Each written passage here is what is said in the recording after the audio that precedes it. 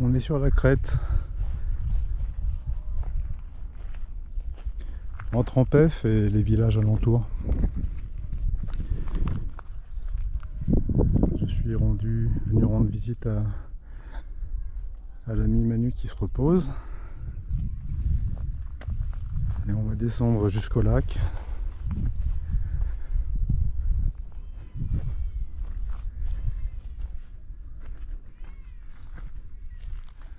C'est la région de l'Itas, région centrale de Madagascar. On dit que son lac est le centre du pays, centre de l'île.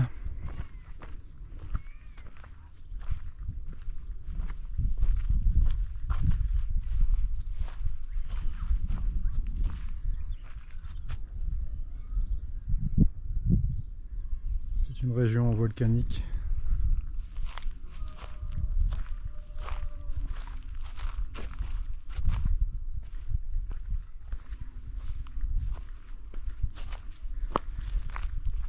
On dit même qu'il y a encore une activité. Il y a quelques années, certaines roches sont montées à près de 1000 degrés de l'autre côté du lac. On dénombre des geysers dans la région. C'est pas tout à fait endormi.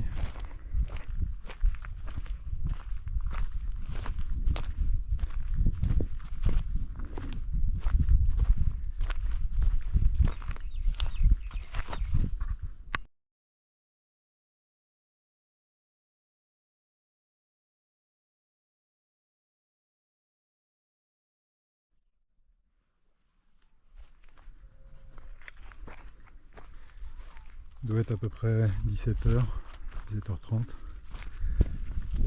C'est la saison des pluies, donc on a les plus longues journées.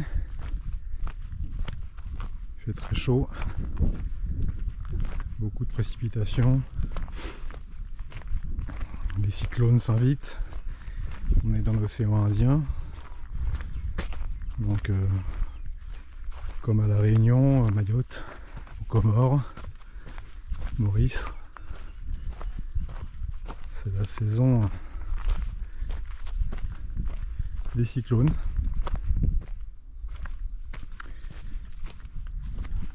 Comme on peut le voir, tous les lopins de terre sont cultivés. Bientôt il ne restera plus un seul arbre sur les volcans.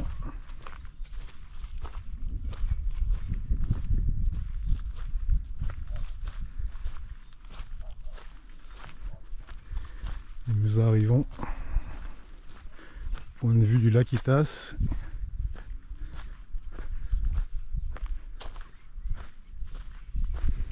On se trouve à une des extrémités. Ce lac doit bien faire 8 km de longueur.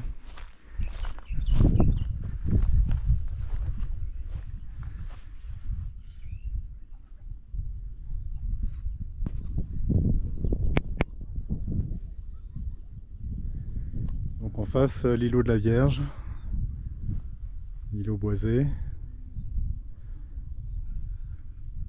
qui n'est plus très boisé d'ailleurs. On devine les petits villages et au loin l'autre côté du lac.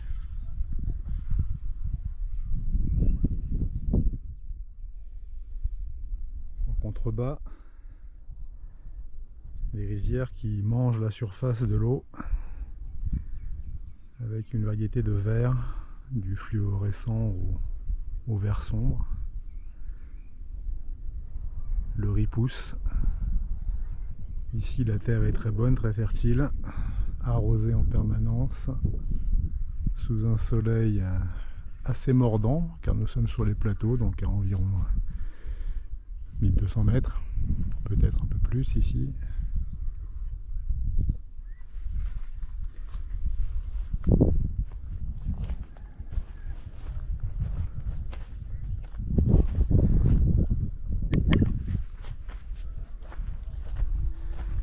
On voit les mamelons là, volcaniques.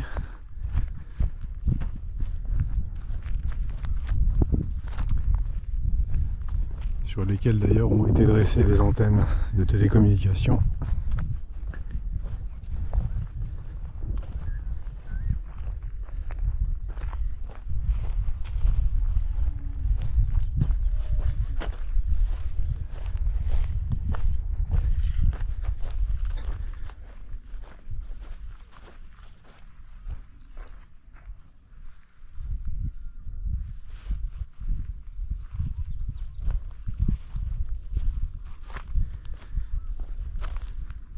Région très fertile, région de paysans, travailleurs, production de riz, production de légumes, mais de fruits également, maraîchage.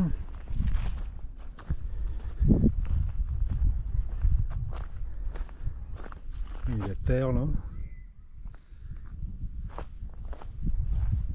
Contrairement au reste de l'île qu'on appelle l'île rouge, ici la terre est marron, brune, parfois noire.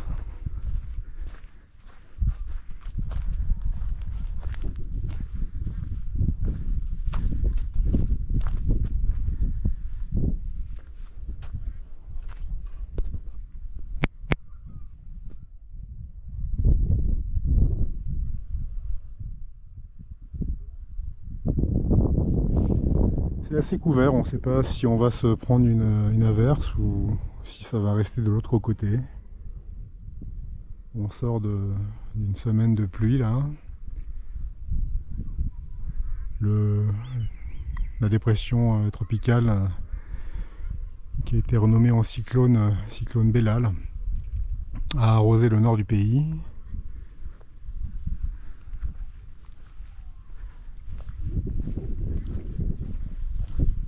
Ainsi que les plateaux centraux.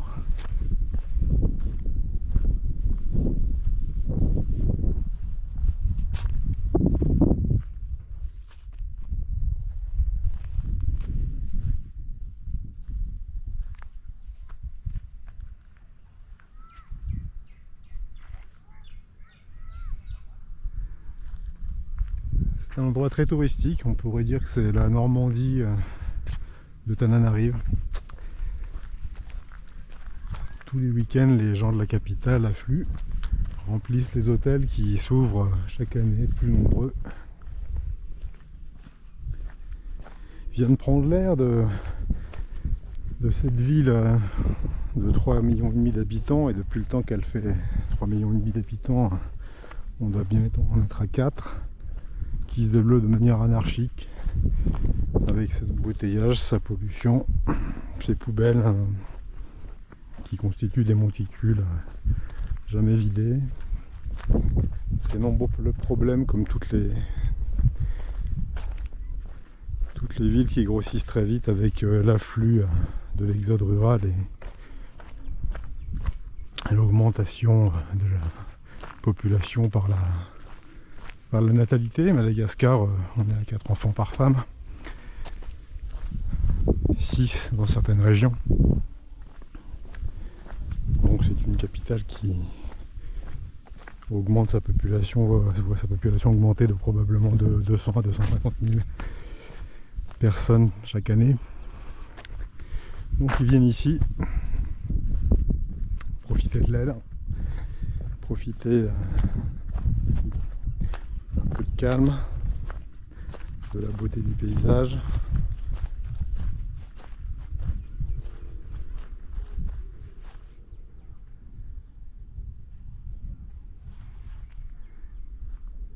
Il y a des activités aussi, on y fait du parapente tracté, d'ailleurs en face là, au départ de l'hôtel qu'on peut voir au bout, tracté par bateau. Promenade, randonnée.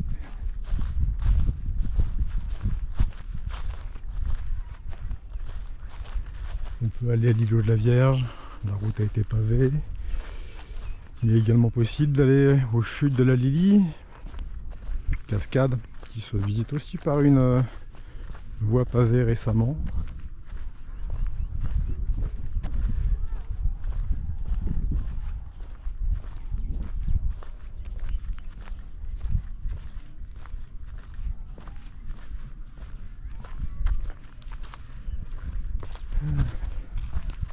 Salamo.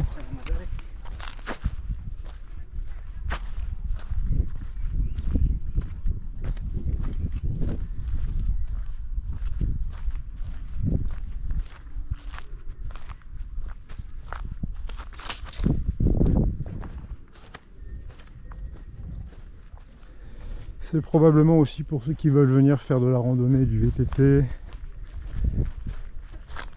un des plus beaux spots avec énormément de traces GPS qu'on peut trouver sur internet ou par bouche à oreille en rencontrant les personnes ici qui s'adonnent à ces activités.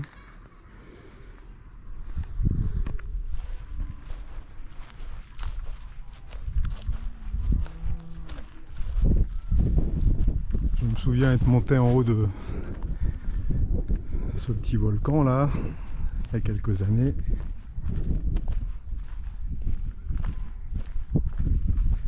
Et d'avoir fait un tour d'une vingtaine de kilomètres, c'est déjà pas mal pour rentrer cuit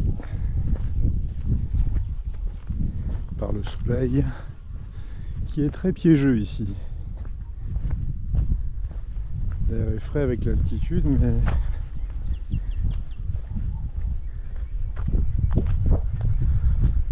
comme sur le reste des plateaux, on se fait gentiment dévorer. Donc voilà, encore des parcelles cultivées, probablement des légumes, du manioc, des arbres fruitiers. Il y a même des bananiers qu'on plante maintenant, ça arrive de voir ça.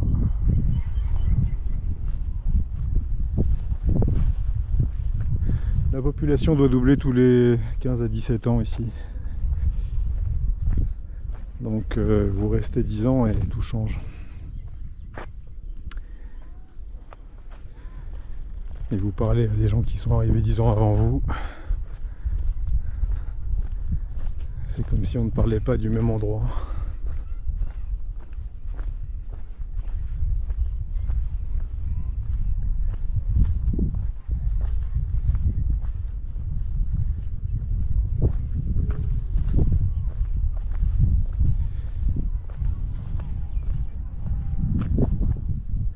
Alors ici en moto, en enduro, ça deviendrait un peu compliqué quand même.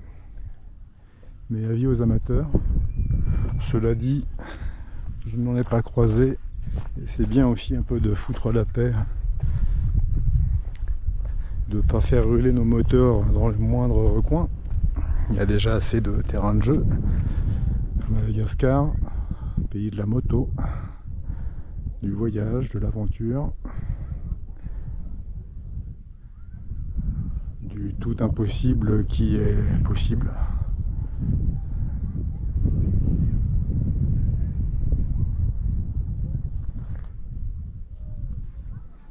Là, on voit qu'il a énormément plu et il y a des parcelles entières qui ont été dévastées. Il va y avoir beaucoup de pertes, je pense, pour cette récolte. On est sur 2 récoltes par an, mais on pourrait certainement en faire 3 ou 4 en fait. Tout pousse.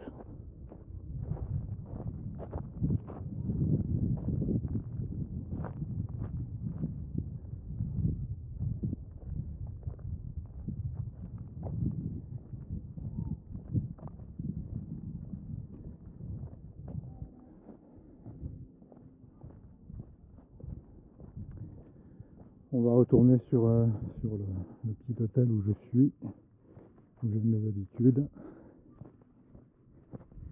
La chaumière de Vitas, qui n'est pas en PEF, mais 5 km après en venant de Tana, sur la route pour poursuivre vers Sovananjin, qui est également une route que j'ai déjà filmée en moto, la route de Faratsiu, puis ensuite rejoindre la RN7 au niveau de Sandbane en direction d'Antirabé. Très beau circuit, magnifique circuit, un des meilleurs bitumes en plus de l'île, donc on prend ça avec une routière ou avec un trail en pneu mixte, sans problème, ça se fait dans la journée.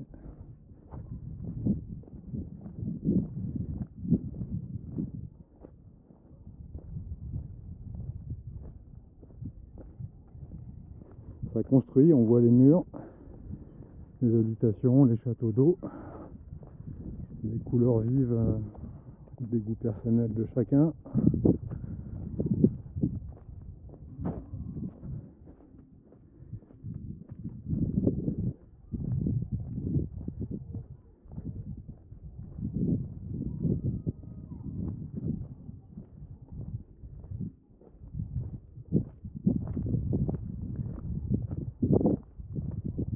Là on rejoint petit à petit la route pavée qui mène à l'îlot de la Vierge et dont mes difficile hôtel maintenant, puisqu'avant il fallait passer par un chemin qui à cette époque de l'année était impraticable tellement il était boueux, à moins d'être en 4x4.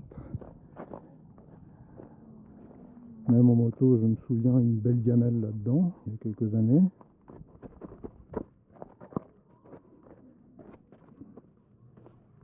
Ce qui m'a fait décider d'arrêter les motos lourdes d'ailleurs. Et voilà.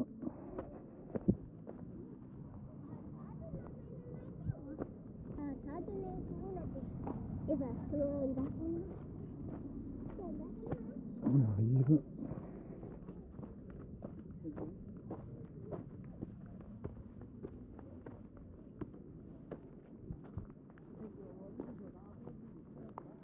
La chaumière, vue panoramique.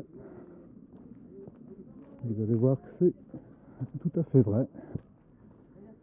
Moi je vais passer par l'entrée des artistes parce que là c'est l'entrée du parking.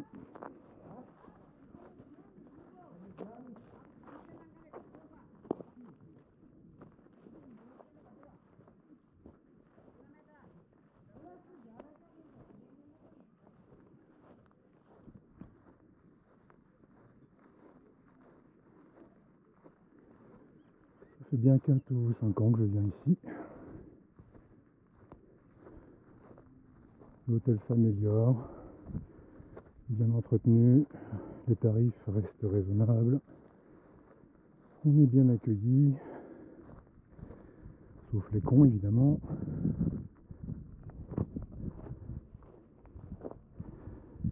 Voilà la petite rangée des bungalows, avec le bâtiment principal et les réceptions au fond.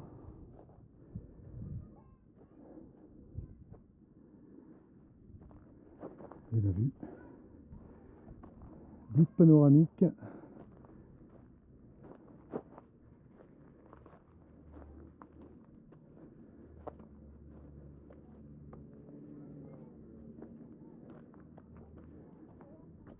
Sur le lac Itas.